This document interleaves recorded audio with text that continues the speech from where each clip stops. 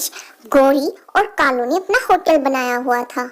वह उसको खाना बनाना अच्छा नहीं आता था। एक दिन जब तोता मिठू राजा उसके यहाँ पे खाना खाने आया तो खाना खाकर बोला, गौरी तुम कितना बेस्वाद खाना बनाती हो, तुम्हें खाना बनाना कब आएगा? तब गौरी उससे कहती है, मोटी चोंच वाले मिठू, एक तो तुम खाना खाते हो, ऊपर से तुम मेरे खाने को बेस्वाद बताते हो। भागो यहाँ से, आज के बाद मेरे होटल में मत आना। मिठू वहाँ से चला जाता है। तब उसे कालू बोलता है, गौरी सुबह से खाली बैठे हैं, आज तो पूरे जंगल से कोई भी पक्षी खाना खाने नहीं आया, ऐसे तो हमारा होटल ठप हो जाएगा। अरे टुन्नी चिड़िया बहुत स्वादिष्ट खाना बनाती है, उसके दाल चावल पूरे जंगल में फेमस। आज कोई काम भी नहीं है तो मैं उससे बात करती हूँ। तब गौरी टुन्नी से बात करने गई और कहती है, तुम मेरे यहाँ दाल चावल बना लेना, अगर मेरा होटल अच्छा चल गया, मुनाफा हुआ तो मैं तुम्हें आधे का हिस्सेदार बना दूंगी।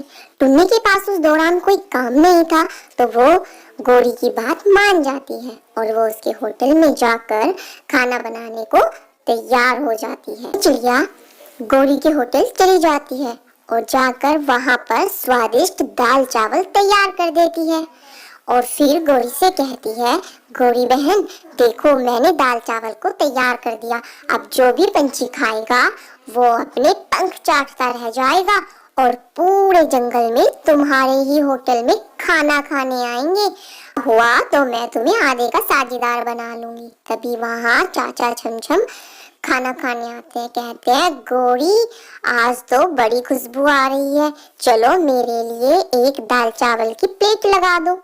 तब टुन्नी एक प्लेट दाल चावल की लगाकर गौरी को देती है और गौरी चाचा छमछम को दे देती है। वाह गौरी वाह, आज तो तुम्हारे यहाँ खाना खाकर मजा आ गया, मैं सभी पक्षियों को बताऊंगा कि तुम्हारे होटल में बड़े ही स्वादिष्ट दाल चावल हैं। गौरी के सारे दाल चावल सभी पक्षी खाकर चले जाते हैं। तब टुन्नी चिड़िया बर्तन साफ कर रही थी, तभी उसके हाथ से एक प्लेट नीचे गिरकर टूट जाती है। तब पीछे से गौरी आकर चिड़िया से बिना पूछे उसको मार लगाती है, कहती है, तूने मेरा इतना नुकसान कर दिया और मेरी एक प्लेट तोड़ दी, इतना तो तूने काम भी नहीं किया। तब चिड़िया उससे बोली, मैं यहाँ मान सम्मान से काम करने के लिए आई थी और मैं यहाँ पर बेइज्जत होने नहीं आई थी, आज के बाद मैं तुम्हारे होटल में कभी नहीं आऊंगी। ऐसा कहकर चिड़िया वहाँ से चली जाती है। तब कालू गौरी से कहता है, ये तुमने ठीक नहीं किया, तुम्हें पता है जब से होटल खोला आज जहाँ टुन्नी ने इतने स्वादिष्ट खाना बनाया था मुनाफा हुआ, इतना तो हमें आज तक नहीं हुआ। टुन्नी चिड़िया जाकर अपने बच्चों को सब बात बताती है कि गौरी ने उसके साथ क्या क्या किया। तब टुन्नी के बच्चे टुन्नी को कहते हैं, माँ जब तुम इतना स्वादिष्ट खाना बनाती हो तो क्यों ना हम भी एक खाना बनाने का होटल तो नहीं खोल सकते लेकिन ढाबा तो खोल ही सकते हैं ना। तो चिड़िया के दिमाग में बात आ गई और वो सोचकर कहने लगी, मैं कल ही अपनी माँ के पास जाती हूँ और अपनी माँ को सब बातें बताती है। तब उसकी माँ कहती है, बेटा सच्चा और ईमानदार मेहनती जो भी होता है वो अपना काम बहुत बड़ा बना लेता है, इसीलिए ये लो तुम कुछ पैसे और जाकर तुम मेहनत से खूब काम करना। ऐसा कहकर टुन्नी चिड़िया वापस आ जाती है और वो जंगल के बीच अपना एक दाल चावल का ढाबा खोल लेती है। तब उसके बच्चे से बोलते हैं, माँ अभी तक तो हमारे ढाबे पे कोई भी नहीं आया, कैसे होगा ये सब? तब वो कहती है कि बेटा अभी तो किसी को पता भी नहीं कि मैंने दाल चावल का ढाबा खोला है, ऐसा करो तुम किसी को देखो और जंगल में आवाज लगाओ। तब दोनों बहन भाई यानी कि टुन्नी चिड़िया के बच्चे पूरे जंगल में उड़ते हुए कहते हैं कि दाल चावल सस्ता, छोटी प्लेट 5 रुपए में, बड़ी 10 रुपए में, सभी पक्षी आइए और स्वादिष्ट दाल चावल खाइए। ऐसा सुनकर पक्षी उनके ठेले पर आने लगे और आकर खाना खाने लगे। सभी को बड़ा स्वादिष्ट लगा। शाम होते होते टुनटुनी के सारे दाल चावल बिक गए और उसे बड़ा मुनाफा हुआ। इस तरीके से उसने खूब मेहनत करके दिन दुगनी रात चौगनी तरक्की शुरू कर दी। उधर गौरी और कालू उदास बैठे थे और अपने होटल में मक्खी मार रहे थे, क्योंकि एक तो वो बेस्वाद खाना बनाते थे, ऊपर से गौरी सभी को भगा देती थी, जिसकी वजह से उसका काम बंद हो गया। इसीलिए कहते हैं बच्चों, कड़ी मेहनत और संयम ही आपको आसमान की ऊंचाइयों तक भेज सकता है। इसीलिए खूब मेहनत करो और ईमानदारी से जियो। तो बच्चों, ये कहानी आपको कैसी लगी आप हमें जरूर बताइएगा। कमेंट में बताना कि क्या टुन्नी चिड़िया ने सही किया, गौरी चिड़िया के साथ ऐसा क्यों हुआ। चैनल को लाइक शेयर सब्सक्राइब करना बिल्कुल मत भूलना। साथ ही साथ बेल आइकन बटन प्रेस करना ताकि आपको आने वाली सभी वीडियो का नोटिफिकेशन मिल जाए। तो चलिए मिलते हैं हम आपको नेक्स्ट वीडियो में। तब तक के लिए बाय बाय। ये कहानी है सुंदरवन में रहने वाले पक्षियों की, जो एक दूसरे के साथ बड़े प्रेम से रहा करते थे। एक दिन 7 समुंदर पार से कुछ उल्लू आए और वो जंगल में गुफा में बैठे ये सलाह कर रहे थे कि हम जंगल के पक्षियों के बीच फूट कैसे डालें, उन्हें अलग अलग कैसे करें, ताकि उन्हें अलग अलग करके वो अपना राज कर सके। तभी उनमें से एक उल्लू कहता है, माना कि ऐसा प्यार हमने कभी किसी जंगल के पक्षियों के बीच नहीं देखा, किंतु हमें इसे अलग अलग करना ही होगा, लेकिन कैसे। तभी उनमें से एक उल्लू, जो बूढ़ा था और उन सब से सीनियर था, बोला, धर्म के नाम का सहारा लो, उन्हें वर्गों से बंटवारा करो ताकि उन्हें अपने अपने धर्म की आए और वो अन्य पक्षियों से अलग हो जाएं। इसी तरह तुम यहाँ पर अपनी सरकार चला सकते हो। तभी उनमें से उल्लुओं ने सलाह की और एक उल्लू सबसे पहले गौरी और कालू कौवे के पास पहुंचा। उनसे बोला, अरे इस जंगल के तुम राजा लगते हो। अरे नहीं भाई, राजा नहीं, हम सब तो एक हैं और एक दूसरे के साथ बड़े प्रेम से इस जंगल का साझा करते हैं।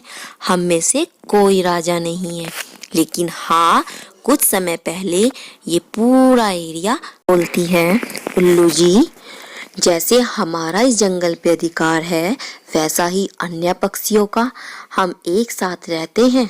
तब उल्लू बोलता है, तुम्हारा धर्म अलग है और हम उनका धर्म अलग है, मुझे तो ये एक साथ अच्छा नहीं लगता। ऐसा कहकर उल्लू वहां से चला गया।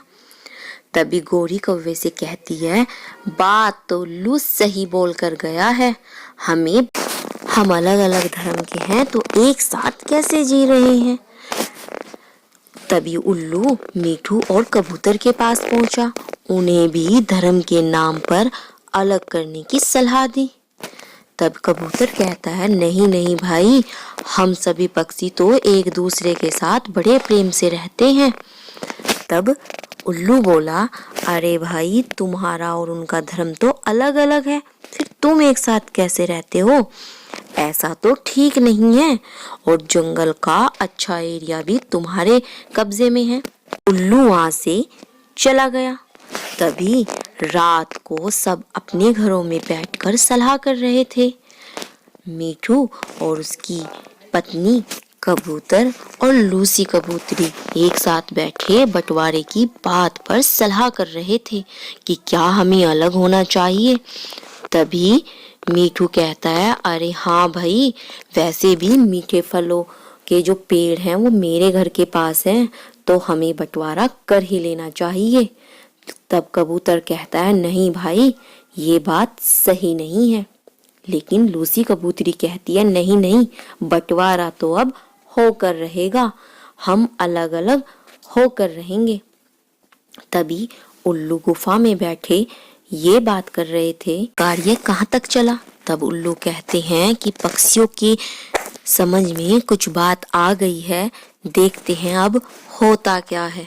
तभी अगले दिन टुन्नी का बेटा अमरूद खाने के लिए मीठू के बाग में गया, किंतु मीठू ने चिड़िया के बेटे को वहां से ये कहकर भगा दिया कि अब जंगल का बंटवारा होने जा रहा है और ये पेड़ मेरे हैं, इसीलिए तुम अब अमरूद नहीं खा सकते, वापस अपने घर चले जाओ। मीठू की ये बातें सुनकर चिड़िया का बेटा वापस रोते हुए घर आ गया और उसने सारी बात टुन्नी को बताई। टुन्नी चिड़िया बोली, ठीक है, अब मैं जाकर बात करती हूँ कि आखिर तुम्हें अमरूद क्यों नहीं खाने दिए, देखती हूँ क्या होता है। तभी टुन्नी चिड़िया गोरी और कालू के पास पहुंची और उनसे कहती है, देखो आज मीठू ने मेरे बेटे को अमरूद नहीं खाने दिए, अब तो बंटवारा होकर रहेगा। उसने बंटवारे की बात कही है ना, हाँ हाँ अब तो अलग होकर रहेंगे। तब कालू कहता है कि देखो टुन्नी, संयम से काम लो, सोच समझ कर बात करो, फिर हम एक दूसरे से कभी नहीं मिल पाएंगे, ना वो हमारे एरिया में आएंगे और ना हम उनके। ऐसी बात कहकर सब इकट्ठा हुए। वहीं कबूतर कहता है कि हमारी तरफ से मीठू बात करेगा। यह बोली, मीठू कल तुमने मेरे बेटे को अपने पेड़ से अमरूद नहीं खाने दिए और आज के बाद तुम हमारी तरफ नहीं आओगे, हम तुम्हारी तरफ नहीं आएंगे, अब तो बंटवारा होकर रहेगा और उल्लुओं से कहकर यहाँ पर बांध लगा दी जाएगी ताकि इस पार तुम और उस पार हम न जा सके। मिट्ठू बोला, ठीक है, हमें कोई ऐतराज नहीं, हम अपने पक्षियों को खुश रख सकते हैं, हमें तुम्हारी कोई जरूरत नहीं। ऐसा कहकर उल्लू को बुलाकर बाड़ लगा दी जाती है और वो पक्षी अलग अलग हो जाते हैं। इससे उल्लू बड़े खुश होते हैं क्योंकि वो तो इसी काम के लिए आए थे, क्योंकि वो बिल्कुल नहीं चाहते थे कि ये जंगल उनके जंगल से आगे निकल सके। और ऐसा कर कर वो उल्लू वापस अपने देश लौट जाते हैं। वहीं मिठू और उसकी पत्नी बात करते हैं कि मेरा बड़ा दिल करता है टुन्नी से मिलने का और बड़े दिन हो गए। उधर टुन्नी और गोरी कव्वी भी बात कर रहे होते हैं कि इतने दिन हो गए हमें लूसी से और मिट्ठू की पत्नी से मिले, बड़ा दिल करता है सबके साथ एक साथ बैठकर फल खाने का, दाना खाने का, लेकिन जब से बंटवारा हुआ है ना तब से हम उधर नहीं जा सकते। उधर लूसी भी और मिट्ठू की पत्नी भी यही बात कर रही थी कि मेरा दिल करता है कि जाकर मैं गोरी और टुन्नी से मिल लूं, लेकिन इस बाढ़ की वजह से हम उधर नहीं जा सकते, नहीं तो सरकार हम पर जुर्माना लगा देगी। उधर टुन्नी भी कहती है कि बहुत गलत हुआ इस बंटवारे से, काश हम एक दूसरे से सलाह कर लेते तो आज हमें बंटवारे का दिन ना देखना पड़ता। तभी तो कहते हैं बच्चों कि हर काम सोच समझ कर करना चाहिए। आपको ये कहानी कैसी लगी? आप चैनल को लाइक शेयर सब्सक्राइब करना बिल्कुल मत भूलना और कमेंट में हमें जरूर बताना कि क्या बंटवारा होना चाहिए था या नहीं। चलिए मिलते हैं हम आपको नेक्स्ट वीडियो में, तब तक के लिए बाय बाय। रानू चिड़िया बहुत गरीब हुआ करती थी, उसके पास अपना घर नहीं था, वो किराए पर कालू सेठ के घर में रहती थी। कालू सेठ का यह पुराना घर था जो जंगल के बीच बना हुआ था। उसने उसको किराए पे दिया हुआ था और खुद खूबसूरत जंगल के वादियों के बीच में उसका बड़ा खूबसूरत महल था। तो कालू कौवा बड़ा लालची था, वो हमेशा हर महीने तारीख पर रानू चिड़िया से किराया वसूल करने आता था। पिछली बार तो रानू के पास पैसे नहीं थे, इसलिए उसने सोचा कि इस बार तो मैं उससे 2 महीने का किराया लेकर आऊंगा। ऐसा सोचकर वो रानू के पास आ गया। रानू पहले तो उसे देख के थोड़ा घबराई क्योंकि उसके पास पैसे नहीं थे। फिर उससे विनती करने लगी, सेठ हमारे पास इस बार भी पैसे नहीं है, हम अगली बार दे देंगे। तब कौवा बोला, नहीं, ऐसा नहीं हो सकता। अगर तुम्हारे पास किराया नहीं है तो तुम मेरा मकान अभी खाली कर दो। रानू चिड़िया बड़ी गिड़गिड़ाई कि मैं अपने छोटे बच्चे को इस घनी सर्दी में कहाँ लेकर जाऊंगी, और इस बार तो सेठ बर्फ भी पड़ रहा है। मैं अपने बच्चे को लेकर भला इस जंगल में कहाँ जाऊंगी। मेरे पास तो इतने भी पैसे नहीं हैं कि मैं अपने बच्चे को गर्म कपड़े लेकर दे दूं ताकि हम किसी पेड़ के नीचे ही रह सके। लेकिन कालू सेठ बड़ा लालची था। उसने उसकी एक न सुनी और रानू का सामान बाहर निकाल कर फेंक दिया और अपने घर को ताला लगा दिया। चिड़िया वहीं पास पेड़ पर बैठी रोने लगी और सोचने लगी कि क्या करूं, क्योंकि कौवा तो उसकी कोई बात मानने वाला नहीं था। लेकिन कौवा लालची होने के साथ साथ ना बहुत निर्दयी भी था। वो ताला लगाकर घर वापस चला जाता है। वहीं उसकी पत्नी गोरी, जो बड़ी लड़ाकू थी, उसने उससे तुरंत बोला, देखो जी, इतनी सर्दी में मुझसे काम नहीं होगा। मेरे हाथ ठंड के मारे कांप रहे हैं, इसीलिए तुम मेरे लिए जल्दी से कोई काम वाली रख लो, नहीं तो मैं तुम्हें छोड़कर चली जाऊंगी। कालू कौवा थोड़ा सोचने लगा कि क्या करूं, नहीं तो ये चली जाएगी। मुझे वैसे तो कोई फर्क नहीं पड़ता, लेकिन ये अच्छे घर से है, इसकी माँ मेरे को पैसा देती है, इसीलिए इसको गुस्सा करना अच्छी बात नहीं है। तभी उसके दिमाग में आती है कि क्यों ना चिड़िया को मैं घर के बदले, ताकि वो घर में भी रह सके और मेरा काम भी कर सके, मैं उसे फ्री में नौकरानी रख लूंगा। ऐसा सोचकर वो घर से निकला। तभी गोरी बोलती है, कहाँ जा रहे हो, मुझसे खाना भी नहीं बनेगा। तभी कालू कौवा बोलता है, मैं तुम्हारे लिए कुछ इंतजाम करने जा रहा हूँ, देखता हूँ कि कोई काम वाली मिल जाए। तभी वो चिड़िया के पास वापस आता है। रानू से देखकर बड़ी खुश हो जाती है। कहती है, मुझे पता था सेठ कि तुम बहुत अच्छे दिल के पक्षी हो, इसीलिए शायद तुमने हम पर दया कर ली, हमें आप घर की चाबी देने आए हो ना। तब कालू बोलता है, नहीं, मैं तुम्हें अपने साथ लेकर चलूंगा, तुम मेरे अच्छे सुंदर जंगल के बीच जो घर है ना, उसमें ही रहना, लेकिन उसके बदले तुम्हें कुछ करना होगा। रानू एकदम से राजी हो जाती है, क्योंकि उसके पास छोटी उसकी बच्ची होती है ना, उसके लिए वह उसकी सारी शर्त मान लेती है। कहती है कि बताओ क्या करना होगा। तो कालू कौवा बोलता है, तुम्हें मेरे घर के सारे काम करने होंगे, झाड़ू पोछा बर्तन, क्योंकि मेरी जो पत्नी है ना, उससे काम नहीं होता इन सर्दियों में, तो इसीलिए तुम मेरे घर पर रहना। रानू खुश हो जाती है, कहती है, ठीक है सेठ, मैं तुम्हारे घर का काम कर लूंगी। उसने सोचा कि चलो, घर रहने के लिए भी मिलेगा, खाने के लिए भी मिलेगा और तनख्वाह भी मिल जाएगी। कालू कौवा बड़ा चालाक था। उसने सोचा कि रहने के बदले ये मेरा घर का काम भी कर देगी, इसीलिए मैं मुफ्त में से घर का काम करा लूंगा। चिड़िया को लेकर कालू कौवा अपने घर चला गया। गोरी कहती है, ये कौन है जिसे तुम सामान सहित उठा कर ले आए, और इसके साथ ये बच्ची कौन है। तब कालू बोलता है, गोरी, ये तुम्हारी लिए घर का काम करने के लिए लाया हूँ, ये तुम्हारी नौकरानी है, इससे तुम घर के सारे काम कराना। गोरी ऐसा सुनकर बड़ी खुश हुई। कहती है, चलो, पड़ी रहेगी घर के किसी कोने में, मुझे तो अपने काम से मतलब है।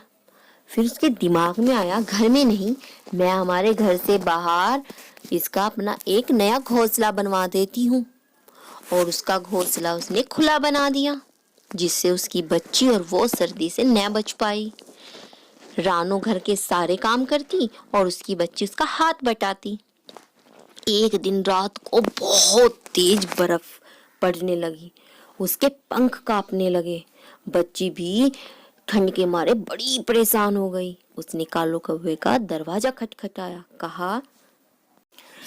उसने कालू कौवे से कहा कि सेठ, बाहर बहुत ठंड हो रही है और मेरी छोटी बच्ची ठंड के मारे बड़ा कांप रही है, तो आप हमें अपने घर के अंदर जगह देना ताकि हम आज रात बिता सकें। कल आप हमें पगार दे देना, जिससे हम गर्म कपड़े खरीद सकें। हम घर से बाहर ही घोंसले में रह लेंगे। लेकिन कालू कौवा बड़ा लालची था, उसने उसे एक भी रुपया न दिया। और गोरी जो बहुत तेज थी, उसने भी उसे घर के अंदर नहीं आने दिया। ये कहकर घर से बाहर भगा दिया कि अनजान लोगों को हम घर में नहीं रखते।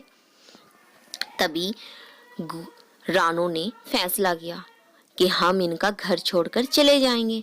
तो वो उसी रात अपनी बच्ची को लेकर दूर जंगल में चली जाती है। वहाँ एक सूखे पेड़ पर वो तिनकों से घोंसला बनाती है, उसी में वो रात बिताते हैं। ऊपर से बर्फ पड़ रही थी, तो उसके पंख में ठंड के मारे दर्द हो रहा था, लेकिन उसकी बच्ची को ठंड ना लग जाए इसीलिए उसने पत्तों को इकट्ठा किया और अपनी बच्ची के ऊपर रखा और अपने पंख फैला कर रखे।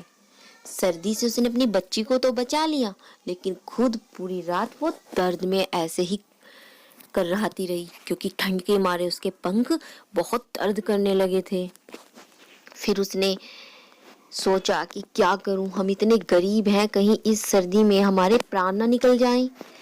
लेकिन उसकी बच्ची बड़ी समझदार थी। उसने अपनी माँ को कहा कि माँ, क्यों ना हम कुछ काम कर ले, हमारे पास चाय बनाने की केटल भी है और बर्तन भी हैं।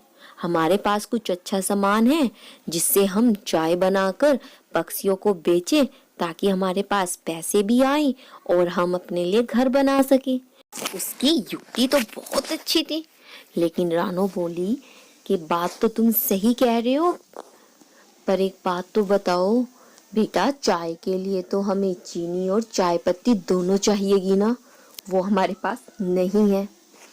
तभी उसकी बेटी उसको बोलती है कि माँ, आपको पता है ना कबूतर चाचू कितने अच्छे हैं, वो हमारी मदद करेंगे, क्यों ना हम उनसे मदद ले लें।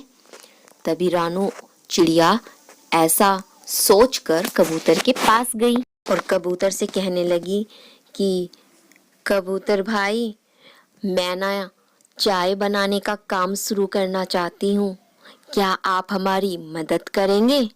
कबूतर बोला, हाँ रानो बहन, बताओ मैं क्या मदद कर सकता हूँ। रानो बोली, क्या भाई तुम हमें उधार चाय पत्ती और चीनी दे सकते हैं?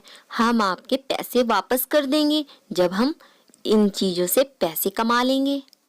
कबूतर ने कहा, ठीक है, तुम्हारा पति था बहुत ईमानदार पक्षी, उसकी ईमानदारी को मद्देनजर रखते मैं तुम्हें चीनी और चाय पत्ती दे देता हूँ, तुम मेरे पैसे कुछ दिनों के बाद वापस कर देना। कबूतर ने उनकी मदद कर दी तो रानो ने चाय बनाना शुरू कर दिया। सभी दूर दूर तक के पक्षी सर्दियों में चाय पीने रानो के पास आने लगे। रानो का काम धीरे धीरे अच्छा चलने लगा। पहले उसने अपने लिए गर्म कपड़े बनाए, फिर उसने अपने लिए एक अच्छा घर बनाया ताकि उसको इस बर्फीली सर्द हवाओं से वो अपने आप को और अपने बच्चे को बचा सके। फिर उसने अपना सुंदर स्टॉल लगाया ताकि सभी पक्षी उसके यहाँ बैठकर चाय पी सके।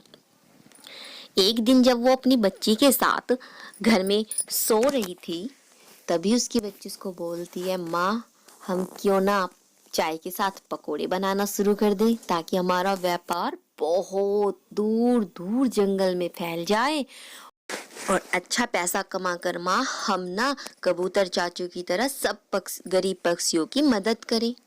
वहीं कालू कौवा अपने घर में फ्री की नौकरानी ले आया। उसने जंगल की ऐसे पक्षी को अपने घर में नौकरानी रखा जो अक्सर भूल जाया करती थी। एक दिन गोरी को कहीं बाहर जाना था और कालू कौवा भी अपने काम से बाहर गया हुआ था। तभी गोरी ने उस कौवी को बोला कि मैं बाहर जा रही हूँ, तब तक तुम कपड़े धो लेना, दोपहर का खाना बना देना और घर की सफाई कर लेना। ऐसा कहकर गोरी कौवी बाहर चली गई और जहाँ वो नौकरानी थी वो क्या करना है भूल गई। उसने सोचा, हाय राम, सेठानी मुझे क्या कह के गई, मैं तो भूल गई। चलो जब तक याद आए तब तक क्यों ना मैं टीवी देख लूं। जैसे उसने टीवी खोला और वह टीवी देखने लगी तो उसे हंसी आ गई। हंसते हंसते उसका पंख बराबर में रखा जो पेट्रोल का डब्बा था उसमें हाथ लग गया। जैसे उसका पंख लगा तो वह नीचे गिर गया, जिससे सारा पेट्रोल घर में फैल गया। अब वह थोड़ा घबरा गई कि क्या करूं। उसने सोचा क्यों ना मैं इसे आग से सुखा दूं। जैसे उसने उसे सुखाने के लिए माचिस को जलाया, फटकते से उसने आग को पकड़ लिया और पूरा घर धक धक धक करके जलने लगा और वह डर के मारे दूर उड़कर चली गई। जब शाम को वापस गोरी और कालू आए तो उन्होंने अपने घर की जगह राख का ढेर देखा। गोरी और कालू ऐसा देखकर रोने लगे। हाय, हमारे घर के साथ साथ हमारी सारी जमा पूंजी जल गई। और वो पूरी रात बर्फबारी की ठंडी हवाओं के साथ वो बाहर बैठे रहे, अपने घर की राख को देखते रहे और रोते रहे। गोरी ने कालू से कहा, हमारी कोई मदद नहीं करेगा। जब हमारे पास पैसा था ना तो हमने किसी की मदद नहीं की, अब हमारी मदद कोई नहीं करेगा। वहीं रानो चिड़िया अपनी बच्ची के साथ उस सर्द और बर्फीली हवाओं में अपने घर में सुरक्षित अपने बच्चे के साथ गर्म कपड़ों में लेटी हुई थी और कालू गोरी ठंडी हवाओं में बाहर बैठे थे। तो बच्चों, इससे हमें शिक्षा मिलती है कि बुरे वक्त में हमें हमेशा दूसरों की मदद करनी चाहिए, क्योंकि मेहनत का फल तो एक ना एक दिन मिल जाता है, लेकिन बुरे कर्मों का फल भी बुरा होता है। तो बच्चों, ऐसी ही छोटी छोटी प्यारी कहानियों के साथ हम अपनी अगली वीडियो में मिलेंगे। तब तक के लिए आप चैनल को लाइक शेयर सब्सक्राइब करना बिल्कुल मत भूलना। साथ ही साथ बेल आइकन बटन प्रेस करना ताकि आपको आने वाली वीडियो का नोटिफिकेशन मिल जाए। तो मिलते हैं अगली कहानी के साथ।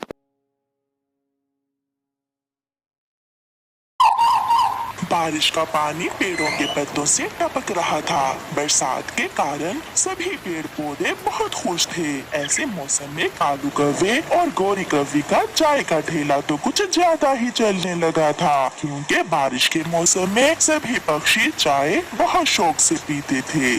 कालू जी, अगर ऐसे ही हमारा धंधा चलता रहा तो वो दिन दूर नहीं है जब हम जंगल के सबसे अमीर पक्षी बन जाएंगे।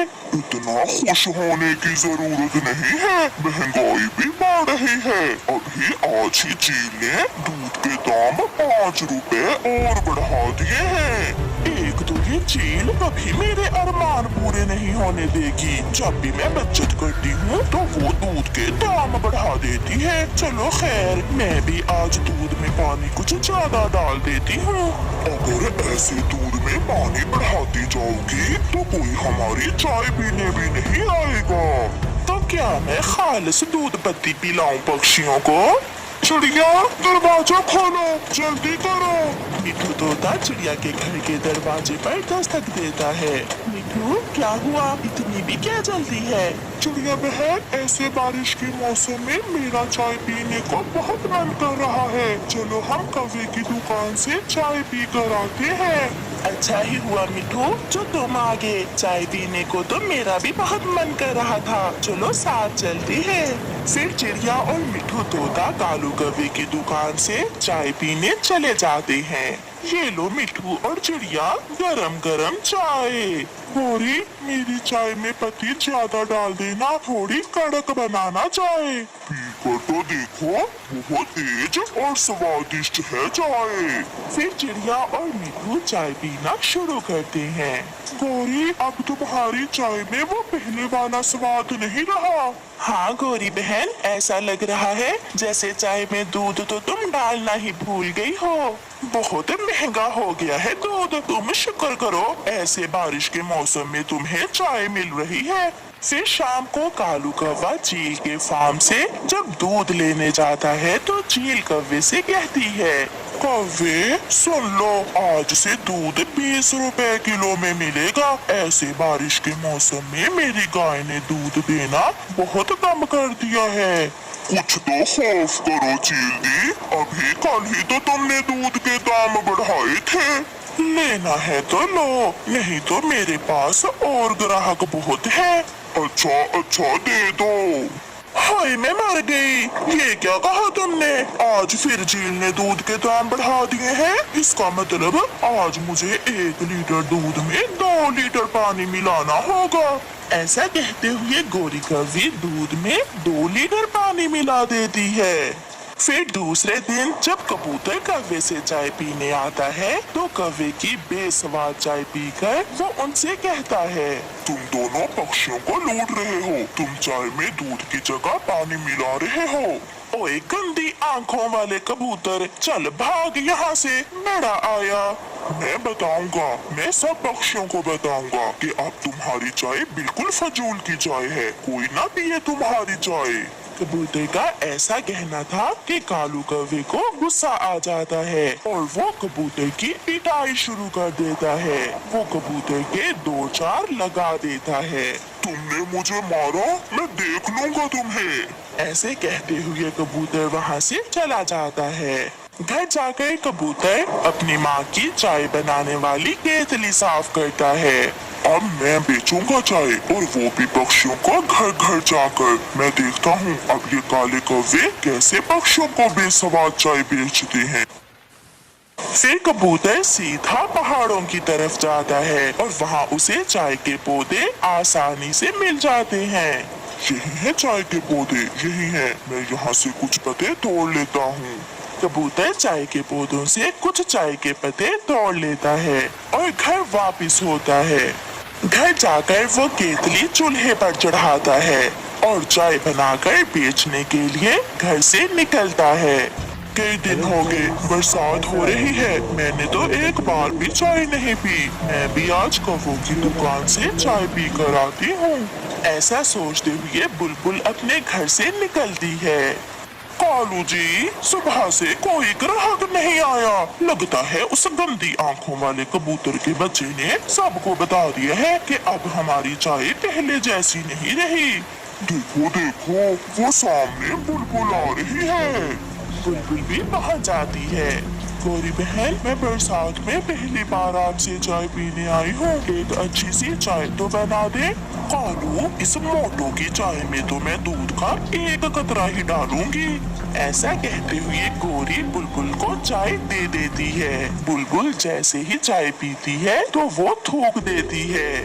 छी छी, ये कैसी चाय है, ना मीठा ना दूध। पीछे से गुजरता हुआ कबूतर आवाज लगाता है, चाय चाय, गरम गरम चाय। मैं तो अभी जाकर कबूतर से चाय पीती हूँ। कालू, ये क्या किया इस गंदी आंखों वाले कबूतर ने? अगर ये चाय बेचेगा तो हमारी चाय कौन खरीदेगा? अब तो हुआ धंधा चौपट, ज्यादा के लालच में हम थोड़े से भी गए। चाय चाय, गरम गरम चाय। रुको रुको कबूतर, इधर आ जाओ थोड़ा मेरे छाते के नीचे और मुझे एक कप गरम गरम चाय का दो। मेरी चाय पीकर आप सब काले कौवे की चाय को भूल जाओगे। फिर कबूतर तोते को एक कप चाय पिलाता है। सच कहा दोस्त, ऐसी चाय तो कौवों ने कभी भी नहीं बनाई थी। मैं दूसरे पक्षियों को भी बताऊंगा कि तुम्हारी चाय में कोई बात है। कबूतर आगे बढ़ता है। फिर ऐसे कुछ दिनों बाद कबूतर जंगल में चाय की दुकान बना लेता है और साथ में गरम गरम पकोड़े भी। वो हर एक टेबल पर छाता लगाता है और सब पक्षी बरसात के मौसम में कबूतर की चाय और पकोड़ा बहुत पसंद करते हैं। कबूतर भैया, अब आएगा मजा बरसात का, गरम गरम चाय और गरम गरम पकोड़े। दूसरी तरफ कौवे बैठे मक्खियाँ मार रहे थे और उनके पास कोई भी पक्षी चाय पीने नहीं जाता और उन्हें लालच की सजा मिलती है।